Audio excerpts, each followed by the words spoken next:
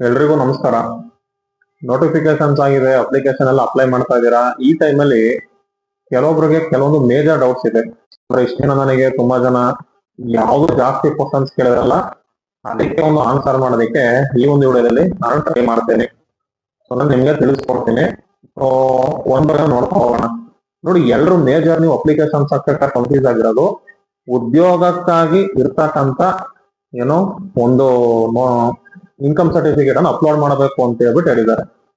First of all ಗೊತ್ತಿರಲಿ, ಅದು ಉದ್ಯೋಗಕ್ಕಾಗಿ. ಕೆಲವೊಬ್ರು ಏನಂತ ತಿಳ್ಕೊಂಡಿದ್ದಾರೆ, ನಿಮ್ಗೆ ಕ್ಯಾಶ್ ಡೇ ಸಪರೇಟ್ ಬರುತ್ತೆ, ಇನ್ಕಮ್ ಸರ್ಟಿಫಿಕೇಟ್ ಉದ್ಯೋಗಕ್ಕೆ ಜಾಬ್ ಅಂತಾನೆ ಸಪರೇಟ್ ಕೊಡ್ತಾರೆ ಅಂತ ಅನ್ಕೊಂಡಿದ್ದೀರಾ. ಬಟ್ ಆಕ್ಚುಲಿ ಕ್ಯಾಶ್ ಮತ್ತೆ ಇನ್ನೊಂದು ಯಾವುದು ಇನ್ಕಮ್, ಎರಡು ನಿಮಗೆ ಇನ್ಕಮ್ ಸರ್ಟಿಫಿಕೇಟ್ ಅಲ್ಲಿ ಒಂದೇ ಇನ್ಕಮ್ ಸರ್ಟಿಫಿಕೇಟ್ ಅಲ್ಲೇ ಕೊಡೋದು. ನಿಮ್ಗೆ ಇಲ್ಲಿ ಸಪರೇಟ್ ಇದೇನ್ ಮಾಡೋದಿಲ್ಲ, ಕ್ಯಾಶ್ ಅಂತ ಕೊಡೋದಿಲ್ಲ.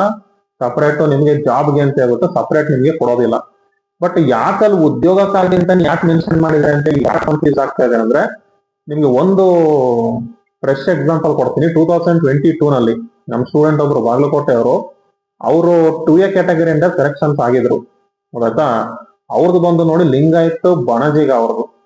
ಅವ್ರು ಆಕ್ಚುಲಿ ಎಜುಕೇಶನ್ ಪರ್ಪಸ್ 2A ಆಗಿರ್ಬೇಕು, ಜಾಬ್ ಪರ್ಪಸ್ ಆಗಿದ್ರೆ ಅವರು 3A ಕ್ಯಾಟಗರಿ ಬರುತ್ತಂತೆ. ನೋಡಿ, ಲಿಂಗಾಯತ್ ಬಣಜಿಗ 3A ಆದ್ರೆ ಜಾಬ್ ಪರ್ಪಸ್, ಎಜುಕೇಶನ್ ಆದ್ರೆ 2A ಬರುತ್ತೆ. ಅವ್ರಾಗೆ ಇನ್ಕಮ್ ಸರ್ಟಿಫಿಕೇಟ್ ತೆಗ್ಸಿದ್ದಕ್ಕೆ ಎಜುಕೇಶನ್ ಪರ್ಪಸ್ ತೆಗ್ಸಿದ್ರು. ಅವ್ರು ಓದ್ತಿರ್ಬೇಕಾದ್ರೆ ತೆಗ್ಸಿರು, ವ್ಯಾಲಿಡಿಟಿ ಇತ್ತು, ಅದನ್ನೇನ್ ಮಾಡಿದ್ರು, ಅಪ್ಲೈ ಮಾಡಿದ್ರು.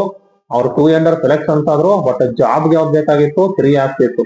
ಅಲ್ಲಿ ಉದ್ಯೋಗಕ್ಕಾಗಿ ಅಂತ ಯಾಕೆ ಮೆನ್ಷನ್ ಮಾಡಿದ್ದಾರೆ ಅಂತ ಹೇಳಿದ್ರೆ, ಕೆಲವೊಬ್ರು ಕ್ಯಾಸ್ಟ್ ಅಂತಕ್ಕಂಥದ್ದು, ಈಗ ನಮ್ದು 3A ಗೌಡ ಒಕ್ಕಲಿಗ ಬರುತ್ತೆ, ನಮ್ದು ಎಜುಕೇಶನ್ಗೂ 3Aನೇ, ಮತ್ತೆ ನಮ್ದು ಜಾಬ್ಗಾದ್ರೂ 3Aನೇ ಬರುತ್ತೆ. ಹೌದಾ? ಸೊ ಕೆಲವೊಂದು ಕ್ಯಾಸ್ಟ್ ಗಳಲ್ಲಿ ಜಾಬ್ಗೆ ಬೇರೆ ಕ್ಯಾಟಗರಿ ಇದೆ, ಮತ್ತೆ ಎಜುಕೇಶನ್ಗೆ ಅಂದ್ರೆ ನೀವೇನ್ ಡಿಗ್ರಿ ತನ ಓದ್ತಿರಲ್ಲ ಅದಕ್ಕೇನೆ ಬೇರೆ ಕ್ಯಾಸ್ಟ್ ಬರುತ್ತೆ, ಅಂದ್ರೆ ರಿಸರ್ವೇಶನ್ ಬರುತ್ತೆ. ಅದಕ್ಕೆ ನಿಮ್ಗಲ್ಲಿ KA ನಲ್ಲಿ ಉದ್ಯೋಗಕ್ಕಾಗಿ ಅಂತ ಸ್ಪೆಷಲ್ ಆಗಿ ಮೆನ್ಷನ್ ಮಾಡಿರೋದು. ಇದ್ರಲ್ಲಿ ನಂದೊಂದು ರಿಕ್ವೆಸ್ಟ್ ಅಂತ ತಿಳ್ಕೊಂಬಿಡಿ. ನೋಡಿ, ಅವ್ರದ್ದು ಸೆಲೆಕ್ಷನ್ಸ್ ಆಗಿದ್ರು, ಅದೇನಾಯ್ತು, ಅವ್ರು ಆಕ್ಚುಲಿ 2A ಸೆಲೆಕ್ಷನ್ಸ್ ಆಗಿದ್ರು, ಅದಕ್ಕೆ ಅವ್ರದ್ದು ಅಪ್ಲಿಕೇಶನ್ ಕ್ಯಾನ್ಸಲ್ ಆಯ್ತು. ಇವಾಗ ನೋಡಿ, ಎಷ್ಟು ಕೊನೆವರೆಗೂ ಹೋಗಿ ಹಂಗೆ ಕೆಲಸ ಆಗೋದು ಎಷ್ಟು ಬೇಜಾರಾಗತ್ತೆ. ಅವ್ರೊಬ್ರದೇ ಅಲ್ಲ, ಅವ್ರ ಫ್ರೆಂಡ್ಸ್ ಒಂದ್ 4-4 ಜನ ಅದೇ ತರ ಆಗಿತ್ತಂತೆ. ಸೊ ಅದಕ್ಕೇನೆ ನೀವಿಲ್ಲಿ ನಂದ್ ಯಾವ ಕ್ಯಾಸ್ಟ್ ಬರುತ್ತೆ, ನಮ್ದು ಯಾವ ರಿಸರ್ವೇಶನ್ ಬರುತ್ತೆ ಅಂತ ಹೇಳಿ ನನ್ನಾಗ್ಲಿ ಯಾರೇ ನಿಮ್ಗೆ ಗೊತ್ತಿರೋರ್ನ ದಯವಿಟ್ಟು ಕೇಳಕ್ ಹೋಗ್ಬೇಡಿ. ಈ ಒಂದು ವಿಷಯದಲ್ಲಿ ನಿಮ್ಮ ಏನ್ ಇನ್ಕಮ್ ಸರ್ಟಿಫಿಕೇಟ್ ಪ್ರೊವೈಡ್ ಮಾಡ್ತಾರೋ ನಾಡ ಕಚೇರಿಗೆ ಹೋಗ್ಬಿಟ್ಟೆ ನೀವು ಕ್ಲಿಯರೆನ್ಸ್ ಅನ್ನ ತಗೊಳ್ಳಿ. ಸೊ ನಾನು ಈ ಕ್ಯಾಸ್ಟ್ ಅಲ್ಲಿ ಇದ್ದೀನಿ, ನಾನು ಜಾಬ್ ಅಪ್ಲೈ ಮಾಡ್ತಾ ಇದ್ದೀನಿ, ಇದೇ ಕ್ಯಾಟಗರಿ ಬರುತ್ತಾ ಅಂತ ಕೇಳಿದ್ರೆ ಅವರೇ ಹೇಳ್ತಾರೆ ನಿಮ್ಗೆ. ಹೌದಾ? ಸೊ ಅದು ಬಿಟ್ಟು ನನ್ ಕೇಳೋದ್ರಿಂದ, ಈಗ ನನ್ನ ಕ್ಯಾಸ್ಟ್ ಬಗ್ಗೆ ನನಗೆ ಗೊತ್ತಿರ್ತದೆ, ನೀವು ಯಾರನ್ನ ಕೇಳ್ತಾ ಇರ್ತೀರಲ್ಲ ಅವ್ರ ಕ್ಯಾಸ್ಟ್ ಬಗ್ಗೆ ಅವ್ರಿಗೆ ಗೊತ್ತಿರುತ್ತೆ. ಎಲ್ಲಾ ಕ್ಯಾಸ್ಟ್ ಇಂದ ಹೆಂಗ್ ಗೊತ್ತಾಗತ್ತಲ್ವಾ? ಸುಮ್ನೆ ಆಮೇಲೆ ಅಷ್ಟೆಲ್ಲ ಓದಿ ಕಷ್ಟಪಟ್ಟು ಓದ್ಕೊಂಡು ಬರೀ ಒಂದು ರಿಸರ್ವೇಶನ್ ಹಿಂದೆ ಮುಂದೆ ಆಗ್ಬಿಟ್ಟು ಅದು ತಪ್ಪು ಮಾಡ್ಕೊಳಕ್ ಹೋಗ್ಬೇಡಿ. ಸೊ ಅದಕ್ಕೆ ಅವನು ನನಗೆ ರೀಸನ್ ಹೇಳಿದ್ನಲ್ಲ, ಅದಕ್ಕೆ ಅವನು ಉದ್ಯೋಗಕ್ಕಾಗಿ ಅಂತ ಮೆನ್ಷನ್ ಮಾಡಿರೋದು. ರೀಸನ್, ಕೆಲವು ಕ್ಯಾಸ್ಟ್ ಉದ್ಯೋಗಕ್ಕಂತ ಬಂದಾಗ ಕೆಲವೊಬ್ರದ್ದು ಕ್ಯಾಟಗರಿ ಚೇಂಜ್ ಆಗುತ್ತೆ. ಲಿಂಗಾಯತ್ ಬಣಜಿಗ ಅಂತ ತಗೊಂಡ್ರೆ 3A ಜಾಬ್, ಎಜುಕೇಶನ್ ಇದ್ದಾಗ 3A, ಅದು ರೀಸನ್. ಮತ್ತೆ ಇನ್ನೊಂದು, ಕೆಲವೊಬ್ರು ಅಪ್ಲಿಕೇಶನ್ ತಗೋತಾ ಇಲ್ಲ. ಅದೇನಾಗ್ತದೆ, ಇನ್ವ್ಯಾಲಿಡ್ ರಿಜಿಸ್ಟ್ರೇಷನ್ ಅಂತ ಕೆಲವೊಬ್ರು ಬರ್ತಾ ಇದೆ, ಎಸ್ಪೆಷಲಿ ಕ್ರೈಸ್ ಅವ್ರು ಎಲ್ಲ ಮೆನ್ಷನ್ ಮಾಡ್ತಾ ಇದ್ದೀವಿ. BSc ಅವರು ತಗೋತಾ ಇದೆ, B.Ed ಯಾರು ಆಗ್ತಾ ಇಲ್ಲ. ಅವಾಗ in case B.Ed Christ add ಆಗ್ತಾ ಇಲ್ಲ, ಅಥವಾ ಯಾವ್ದೋ ಒಂದು ಅಪ್ಲಿಕೇಶನ್ ಆಗ್ತಾ ಇದೀರಾ ಅದು ಆಡ್ ಆಗ್ತಾ ಇಲ್ಲ ಅಂದಾಗ ಅವಾಗ ಏನ್ ಮಾಡಿ, ಸ್ಮಾಲ್ ಲೆಟರ್ ಅಲ್ಲಿ ಅಪ್ಲೋಡ್ ಮಾಡ್ಬೇಡಿ. ಈಗ B.Ed ರಿಜಿಸ್ಟ್ರೇಷನ್ ಅಂತ ಕೇಳಿದ್ರೆ ನಂಬರ್ ಬರುತ್ತೆ, ಲೆಟರ್ ಬರುತ್ತೆ ರಿಜಿಸ್ಟ್ರೇಷನ್ ನಂಬರ್ ಅಲ್ಲಿ. ಅವಾಗ ಕ್ಯಾಪಿಟಲ್ ಬದಲು ಸ್ಮಾಲ್ ಲೆಟರ್ ಹಾಕಿ. ಮತ್ತೆ ಕಾಲೇಜ್ ನೇಮು ಇವಾಗ ಕ್ಯಾಪಿಟಲ್ ಹಾಕೋ ಬದಲು ಸ್ಮಾಲ್ ಲೆಟರ್ ಹಾಕಿ, ಅವಾಗ ತಗೊಳಕೋದು. ನಾನು ಈ ವಿಡಿಯೋ ಮಾಡಕ್ಕಂತ ಚೆಕ್ ಮಾಡಿದೆ ಒಂದ್ಸತಿ. ನಾನೇನು ಅಪ್ಲಿಕೇಶನ್ ಹಾಕ್ತಿರ್ಲಿಲ್ಲ, ನೋಡಕ್ಕಂತಾನೆ ಚೆಕ್ ಮಾಡಿದೆ, ಅದೇನಾಗ್ತದೆ, ಸೊ ತಗೊಳಕೋದು. ಸೊ ಅದಕ್ಕೇನೆ ಇನ್ ಕೇಸ್ ಇನ್ವ್ಯಾಲಿಡ್ ರಿಜಿಸ್ಟ್ರೇಷನ್ ಅಂತ ಏನಾದ್ರು ಬರ್ತಾ ಇದೆ, ಯಾವ್ದಾರು ಅಪ್ಲೋಡ್ ಆಗ್ತಾ ಇಲ್ಲ ಅಂತ ಕೇಳಿದ್ರೆ ಸ್ಮಾಲ್ ಲೆಟರ್ ಒಂದ್ಸಲಿ ಟೈಪ್ ಮಾಡಿ ನೋಡಿ, ಅದು ತಗೊಳುತ್ತದು. ಗೊತ್ತಾ? ನೆಕ್ಸ್ಟ್ ಇನ್ನೊಂದು, ಕೆಲವೊಬ್ರು ಹೇಳಿದ್ದು ಸರ್ಟಿಫಿಕೇಟ್ ಫಾರ್ಮೇಟ್ ಏನೋ ಕೆಲವೊಂದು ಚೇಂಜ್ ಆಗಿದೆ ಅಂತ ಹೇಳ್ತಿದ್ದಾರೆ. ಕನ್ನಡ ಸರ್ಟಿಫಿಕೇಟ್ ಆಗಿರ್ಬೋದು, ಕೆಲವೊಂದು ಫಾರ್ಮೇಟ್ ಚೇಂಜ್ ಆಗಿದೆ ಅಂತ ಹೇಳ್ತಿದ್ದಾರೆ ಕೆಲವೊಬ್ರು. ಸೊ ಇನ್ ಕೇಸ್ ಅದು ಚೇಂಜ್ ಆಗಿದ್ರೆ ಅದನ್ನ ನೋಟಿಫಿಕೇಶನ್ ನೋಡಿ, ಯಾವ್ದಾರು ಅಪ್ಲೈ ಮಾಡಬಹುದು ಅಂತ ಹೇಳಿ ಇದ್ರೆ ಸೊ ಅದನ್ನೇ ಅಪ್ಲೋಡ್ ಮಾಡಿ. ಇನ್ ಕೇಸ್ ಫಾರ್ಮೇಟ್ ಚೇಂಜ್ ಆಗಿದೆ ಅಂತ ಏನಾರ ಇಂಥದ್ ಪ್ಯಾಟರ್ನ್ ಹೊಸದ್ ಬೇಕು ಅಂತಿದ್ರೆ ಹೊಸದಾಗಿ ನಿಮ್ ಸ್ಕೂಲಿಗೆ ಹೋಗಿ ಬರ್ಸ್ಕೊಳ್ಳಿ. ಇಲ್ಲಾಂದ್ರೆ ಏನ್ ಮಾಡಿ, ಅದನ್ನೇ ಅಪ್ಲೋಡ್ ಮಾಡ್ಕೊಳ್ಳಿ, ನಡೆಯುತ್ತೆ, ಏನ್ ತೊಂದರೆ ಇಲ್ಲ. ನೆಕ್ಸ್ಟ್, ನಾನು ಆಲ್ರೆಡಿ ಹೇಳ್ದಂಗೆ ರಿಸರ್ವೇಶನ್ ಈ ವಿಷಯದಲ್ಲಿ, ಕ್ಯಾಸ್ಟ್ ಸರ್ಟಿಫಿಕೇಟ್ ವಿಷಯದಲ್ಲಿ ನಿಮ್ಮ ಗೊತ್ತಾಯ್ತಲ್ಲ. ಸೊ ಒಂದು ನಾಡ ಕಚೇರಿಲಿ ಕೇಳಿನೇ ಕನ್ಫರ್ಮ್ ಮಾಡ್ಕೊಳ್ಳಿ ಹೊರತು ಯಾರನ್ನು ಈಗ ನೀವೇನೋ ನಂಗೆ ಕೇಳಿರ್ತೀರಾ ಸರ್ ಒಂದು ಜಾಬ್ ಟಿ ಎ ಮಾಡ್ತೀನಿ ಅದೇ ಬರುತ್ತಂದ್ರೆ ನಾವು ಬರತ್ತೆ ಅದ್ರಲ್ಲಿ ಅಪ್ಲೈ ಮಾಡಿ ಅಂತ ಹೇಳ್ತೀನಿ, ನನಗೆ ಗೊತ್ತಾಗಬೇಕಲ್ವಾ. ನಾಡ ಕಚೇರಿಲೇ ಕೇಳ್ಬಿಟ್ಟು ನೀವು ಅದನ್ನೊಂದನ್ನು ಕ್ಲಿಯರೆನ್ಸ್ ತಗೊಳ್ಳಿ, ಇಲ್ಲಾಂದ್ರೆ ಸುಮ್ನೆ ಪ್ರಾಬ್ಲಮ್ ಆಗತ್ತೆ. ಗೊತ್ತಾಯ್ತಲ್ಲ. ನೆಕ್ಸ್ಟ್ ಅದೇ ರೀತಿ ಅಪ್ಲಿಕೇಶನ್ ತಗತಾ ಇಲ್ಲ ಅಂತ ಹೇಳ್ಬಿಟ್ಟು ಭಯ ಪಡಕ್ ಹೋಗ್ಬೇಡಿ. ಕೂತು ಮಾತಾಡಿದ್ರೆ ದೇಶದ ಯುದ್ಧನೇ ನಿಲ್ಲುತ್ತಂತೆ.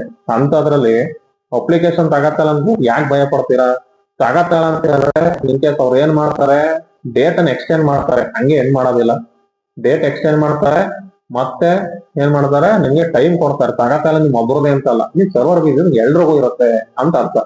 ಸೊ ಕೂತ್ಕೊಂಡು ಕಾಮ್ ಆಗಿರಿ, ಡೇಟ್ ಇರುತ್ತೆ, ಅಪ್ಲೈ ಮಾಡಿ. ಮತ್ತೆ ಕೊನೆ 2 ದಿನದವರೆಗೂ ವೆಯ್ಟ್ ಮಾಡಕ್ ಹೋಗ್ಬೇಡಿ. ಮಿಡಲ್ ಒಂದು ಅಪ್ಲಿಕೇಶನ್ ಡೇ ಸ್ಟಾರ್ಟ್ ಆದಾಗ ಬಿಗಿನಿಂಗ್ ಅಲ್ಲಿ ಯಾವಾಗ ಅಪ್ಲಿಕೇಶನ್ಸ್ ಹಾಕಿ ಯಾವಾಗ್ಲೇ ಮುಗಿಸ್ಕೋಬೇಕು ನೀವು. ಕೊನೆ 2 ದಿನ ಇದ್ದಾಗ ಹಾಕ್ತೀನಿ ಆಮೇಲೆ ಹಾಕ್ತೀನಿ ಅಂತ ಕೇಳಿದ್ರೆ ಅದು ಅವಾಗ ಸರ್ವರ್ ಬಿಸಿ ಆಗತ್ತೆ, ಇದು ನೆನ್ಪಿಡ್ಕೊಳ್ಳಿ. ಮತ್ತೆ ನೀವ್ ಯಾವ್ದೇ ಒಂದು ವಿಡಿಯೋಸ್ ನ ಯಾವ್ದೇ ಅಪ್ಲಿಕೇಶನ್ಸ್ ಹಾಕ್ತಾ ಇದೀರ ಅಂತ ಕೇಳಿದ್ರೆ ಯೂಟ್ಯೂಬ್ ಅಲ್ಲಿ ಹೆಂಗ್ ಹಾಕೋದು ಏನು ಅಂತ ಪ್ರತಿಯೊಂದಕ್ಕೂ ವಿಡಿಯೋ ಅಪ್ಲೋಡ್ ಮಾಡಿರ್ತಾರೆ. ನೀವು ಭಯ ಪಡೋದೇನಿಲ್ಲ. ಯಾವ ತರ ಕೊಡಬೇಕು, ಇವಾಗ ಕೆ ಅಂತ ಬಂದಾಗ ಡಿಜಿ ಲಾಕರ್ ಅಲ್ಲಿ ಏನ್ ಮಾಡಿರ್ಬೇಕು, ನಿಮ್ಮ ಒಂದು ಡೀಟೇಲ್ಸ್ ಅನ್ನು ಅಪ್ಲೋಡ್ ಮಾಡಿರ್ತೀರಾ. ಸೊ ಅವಾಗ ಡಿಜಿ ಲಾಕರ್ ಇಂದ ಡೈರೆಕ್ಟ್ ಆಗಿ ತಗೋಬೇಕು. ಸೊ ನೆಕ್ಸ್ಟ್ ರಿಸರ್ವೇಶನ್ ಏನೇನ್ ಬರುತ್ತೆ ಅಲ್ಲಿ ಯು ಪ್ರೊಫೈಲ್ ಅಂತ ಬರುತ್ತೆ, ಅದ್ರ ಥ್ರೂ ನೀವೇನ್ ಮಾಡ್ಕೊಂಡು ಹೋಗ್ತೀರಾ, ಅಪ್ಲೈ ಮಾಡ್ಕೊಂಡು ಹೋಗ್ತೀರಾ. ಸೊ ಅದು ಫಾರ್ಮೇಟ್ ಈಗ ಎಲ್ಲಾ ಎಕ್ಸಾಮ್ಸ್ ಯೂಟ್ಯೂಬ್ ಅಲ್ಲಿ ಎಕ್ಸ್ಪ್ಲೇನ್ ಮಾಡ್ಕೊಂಡು ಹೋಗಿದ್ದಾರೆ. ಸೊ ಹಾಗಾಗಿ ಏನ್ ಮಾಡಿ ನೀವು ಯೂಟ್ಯೂಬ್ ನ ನೋಡಿ ಗೊತ್ತಾಗತ್ತೆ. ನೆಕ್ಸ್ಟ್ ಕೆಲವೊಬ್ರು ಇನ್ನೊಂದ್ ಏನ್ ಮಿಸ್ಟೇಕ್ ಮಾಡ್ತಾ ಇದೀರಾ ಅಂತ ಕೇಳಿದ್ರೆ ಟೋಟಲ್ ಮಾರ್ಕ್ಸ್ ಆಪ್ಟೈನ್ ಅಂತ ಇದೆ, ಬರೀ 6 ಸೆಮಿಂದ ಆಗ್ತಾ ಇದೀರಾ, ಮೀನ್ಸ್ ಫೈನಲ್ ಸೆಮಿಂದ ಅಪ್ಲೈ ಮಾಡ್ತಾ ಇದೀರಾ. ನೋಡಿ ಟೋಟಲ್ ಮಾರ್ಕ್ಸ್ ಅಂತ ಬಂದಾಗ ನಿಮ್ಗೆ ಎಲ್ಲಾ ಸೆಮಿಂದು ಈಗ ಯಾರು ಆಚೆ ಮಿಸ್ಟೇಕ್ ಮಾಡಕ್ ಹೋಗಲ್ಲ. ಕೆಲವೊಬ್ರು ಫೈನಲ್ ಸೆಮಿಂದ ಹಾಕ್ಬಿಟ್ಟು ಆ ಫೈನಲ್ ಸೆಮಿಲ್ ಎಷ್ಟು ಮಾರ್ಕ್ಸ್ ಬಂದಿದೆ ಅಂದ್ರೆ ಹೊಸೊಬ್ರಿಗೆ ಇದು ಅಷ್ಟೊಂದು ನಮ್ ಟೋಟಲ್ ಮಾರ್ಕ್ಸ್ ಅಂತ ಕೇಳಿದ್ರೆ ಒಂದು 600 ಅಲ್ವಾ, ಅದನ್ನ ಹಾಕ್ತಾ ಇದೀರಾ. ಸೊ ಅಲ್ಲ, ನಿಮ್ದು ಆ ಒಂದು ಡಿಪ್ಲೊಮಾ ಇದ್ರೆ ಅದು ಎಷ್ಟು ಸೆಮ್ ಇರ್ತದೆ ಎಲ್ಲಾ ಸೆಮ್ ಮಾರ್ಕ್ಸ್ ಟೋಟಲ್ ಎಷ್ಟು ತೆಗ್ದಿದ್ದೀರಾ, ಸೊ ಅದನ್ನ ಒಂದು ಹಾಕಿ. ನೆಕ್ಸ್ಟ್ ನಿಮ್ಗಲ್ಲೇನಾದ್ರು ಮಾರ್ಕ್ಸ್ ಕೇಳ್ತಾ ಇದೆ ಅಂತ ಕೇಳಿದ್ರೆ ನೋಡಿ every point important. Total marks ಅಲ್ಲಿ ನಿಮ್ಗೆ ಪರ್ಸೆಂಟೇಜ್ ಏನಾರ ಟೈಪ್ ಕೇಳ್ತಾ ಇದೆ ಅಂತ ಹೇಳಿದ್ರೆ ಈ 71.04 ಅಂತ ಕೇಳಿದ್ರೆ ಅಷ್ಟನ್ನೇ ಹಾಕಿ. 71.04 ಯಾಕಪ್ಪ ಬಿಡಪ್ಪ ಅಂತ ಹೇಳಿ 71 ಹಾಕಕ್ ಹೋಗ್ಬೇಡಿ, 0 ಇದ್ರೆ ಅದನ್ನೇ ಹಾಕಿ. ಹೌದಾ. ಸೊ ಇದ್ರ ರಿಲೇಟೆಡ್ ಮತ್ತೆ ನನಗೂ ಸ್ವಲ್ಪ ಕ್ಲಾಸಸ್ ನಾನು ಬಿಸಿ ಇರೋದ್ರಿಂದ ನನಗೆ ಕಮೆಂಟ್ಸ್ ಅಲ್ಲಿ ಆನ್ಸರ್ ಮಾಡಕ್ ಆಗದೆ ಇರಬಹುದು. ನಿಮ್ಗೆ ಡೌಟ್ಸ್ ಇದ್ದವರು ಕಮೆಂಟ್ ಹಾಕಿ, ಮತ್ತೆ ಆ ಕಮೆಂಟ್ ಸೆಕ್ಷನ್ ಅಲ್ಲಿ ನಿಮ್ಗೆ ಯಾರು ಒಂದು ಡೌಟ್ ಕೇಳಿರ್ತಾರೆ. ಸೊ ನಿಮ್ಗೆ ಅದು ಆನ್ಸರ್ ಗೊತ್ತಿದ್ರೆ ನೀವ್ ಅವ್ರಿಗೆ ರಿಪ್ಲೈ ಕೊಡಿ. ಯಾಕಂದ್ರೆ ಒಬ್ರು ನೀವು ಸಜೆಷನ್ಸ್ ಕೊಟ್ರೆ ಅದೇನು ರಾಂಗ್ ಏನಲ್ಲ. ಸೊ ನಾನು ಕೊಡಕ್ ಆಗದೆ ಇದ್ರೆ ನಿಮ್ ಡೌಟ್ಸ್ ನ ಕಮೆಂಟ್ ಅಲ್ಲಿ ಹಾಕಿ, ಅದಕ್ಕೆ ಗೊತ್ತಿರೋ ರಿಪ್ಲೈ ಮಾಡಿದ್ರೆ ಮಾಡ್ತಾರೆ, ನನಗೆ ಗೊತ್ತಿಲ್ಲ ಹೇಳ್ತೀನಿ. ಸೊ ಇದು ಗೊತ್ತಿರ್ಲಿ. ಮತ್ತೆ ನಾರ್ಮಲ್ ಆಗಿ ಇನ್ನೊಂದು ಕೊನೆ ನನ್ನೊಂದು ಸಜೆಷನ್, ಯಾವ ಚಾನಲ್ ಫಾಲೋ ಮಾಡ್ಬೇಕು, ಯಾವ ಚಾನಲ್ ಫಾಲೋ ಮಾಡ್ಬೇಕು ಮೀನ್ಸ್ ಕ್ಲಾಸಸ್ ಅಂತ ಆಗಿರ್ಬೋದು ಅಥವಾ ನಿಮ್ ಕೊಡ್ತಾ ಇರ್ತಂಗೆ ಇನ್ಫಾರ್ಮೇಶನ್ ಪರ್ಪಸ್ ಆಗಿರ್ಬೋದು. ನೋಡಿ ಎಲ್ಲಾ ಚಾನಲ್ ಇಂಪಾರ್ಟೆಂಟ್ ನಿಮ್ಗೆ.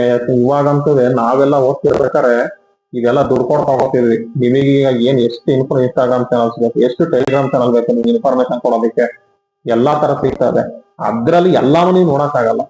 ಸೊ ನನ್ ಸಜೆಷನ್ ಏನಂತ ಹೇಳಿದ್ರೆ ಎಲ್ಲಿ ನಿಮ್ಗೆ ಥಿಯರಿ ತರ ಇನ್ಫಾರ್ಮೇಶನ್ ಸಿಗ್ತಾ ಇದೆಯೋ, ಒಂದು ಟಾಪಿಕ್ ಇದ್ರೆ ಥಿಯರಿ ತರ ಇನ್ಫಾರ್ಮೇಶನ್ ಸಿಗುತ್ತಲ್ಲ ಅಂತವನ್ನ ಜಾಸ್ತಿ ಫಾಲೋ ಮಾಡಿ. ಮಿಕ್ದವ್ ನೋಡ್ಬೇಡಿ ಅಂತಲ್ಲ, ಮಿಕ್ದವ್ ನೋಡಿ.